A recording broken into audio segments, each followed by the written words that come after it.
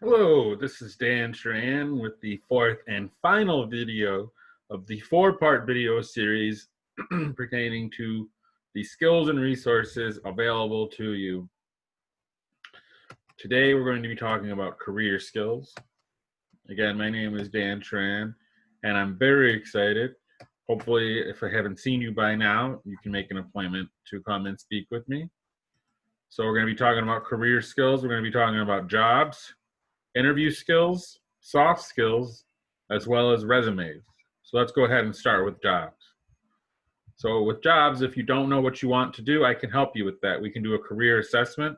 It's very quick, it's very easy, and it produces a variety of options for careers, and then I can help you figure out the path to get you there. Next up is interview skills.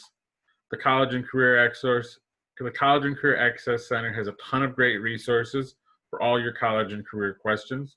Go ahead and review a couple of those here.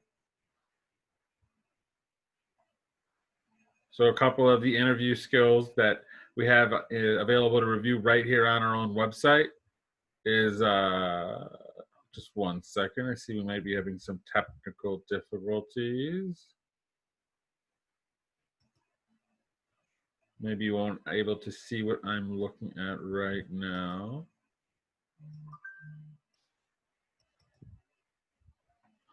Well, we'll have to address this situation in the future, but I'll review the things on the screen that you would be seeing and you will be seeing in future videos. So some of the interview skills we have available here are: have you researched the company which you are applying for?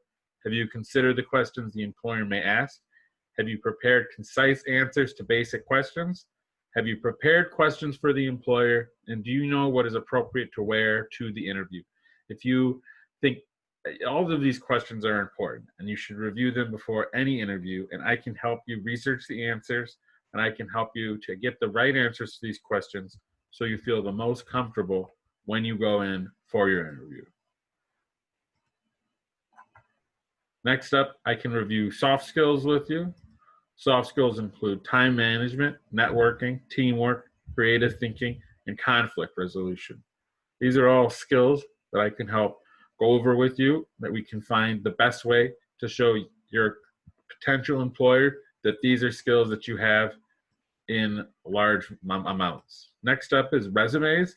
I can help you with resumes. There's 3 different types of resumes. Chronological, which just lists your job in chronological order, usually from the most recent to the most unrecent.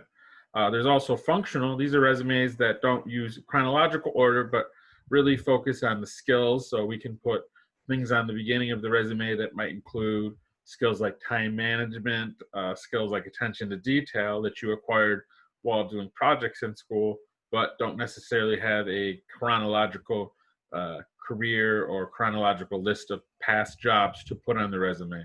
Finally, the combination would use both. So this would be if you had some skills that you wanted to highlight as well as a chronological resume. I'm kind of going to review some resume do's with you. Now, I know there are a lot of do's here, but these are all very important, so stick with me. You want to keep your resume clear and concise. You want to make sure that it's very direct. You want to have proofread your resume numerous times. You want to make sure you catch all the misspellings. It's very important that you represent yourself in a good way. Think of this as the first impression before the first impression. You want to limit the resume to 2 pages. Again, based on the first impression before the first impression, think of it as just a very limited amount of capacity for what the person is going to want to read who is reading this resume. You're going to want to put your best foot forward and you want to keep it concise. Tailor the resume to the position you are applying for. This is something that I can help with, and it would just include using particular skill sets that would apply to the job, and that's something that we can discuss. If you have any questions, feel free to make an appointment with me. Highlight what you've accomplished. Again, if you haven't done a job and you haven't worked at a couple of places, we can still highlight other things: volunteer work, school work, athletics, extracurriculars. Being honest is important on the resume. If you represent yourself in an honest light, you'll never have to explain yourself in terms of a lie, so it's good. Quantify your achievements. It's good to use firm numbers. So, like, say if you were volunteering, volunteered and organized with 40 other individuals, so that give them a scope of just what you did while doing this. You want to include action. You want to include unpaid work that shows your skills. So I already reviewed this in terms of volunteer work. Use simple words and action verbs. So this is just, you want to make sure that it's all in the same tense, and this falls under the category of proofreading, which is something I can help you with. And double check and include your contact information. So say you make the perfect resume and it's got no spelling errors and it's tailored directly to the job, but you don't put how to contact you on there. That's a pretty unfortunate situation. So you want to make sure you follow all of these do's. For resume don'ts, you don't want to use an inappropriate email address. Remember what I said about representing yourself. It's important that you represent yourself in the best light.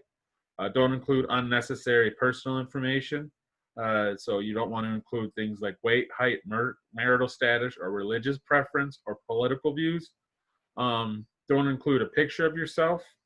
Don't use too many bullets. This falls back under making sure that it's concise. And don't simply just list job responsibilities. This goes back to the resume do, where it's using firm numbers. So we just want to make sure, rather than saying that you worked with 6 individuals to accomplish a 95% increase in overall output and productivity. And that concludes my review of career skills. I really appreciate all the time you've given me, Springport seniors, to make this 4-part video series and to present it to you guys. Again, feel free to reach out to me with any questions. Remember that we're working to make our own luck, and luck is preparation, which is work, plus opportunities, which you should have had or seen a lot of by now. Please reach out to me if you haven't. And remember, if it feels overwhelming, that's okay. It can be. Just ask for help. It's been a real honor to work with you all, and I just want to thank you again. Good luck in your future endeavors, and thank you for the opportunity.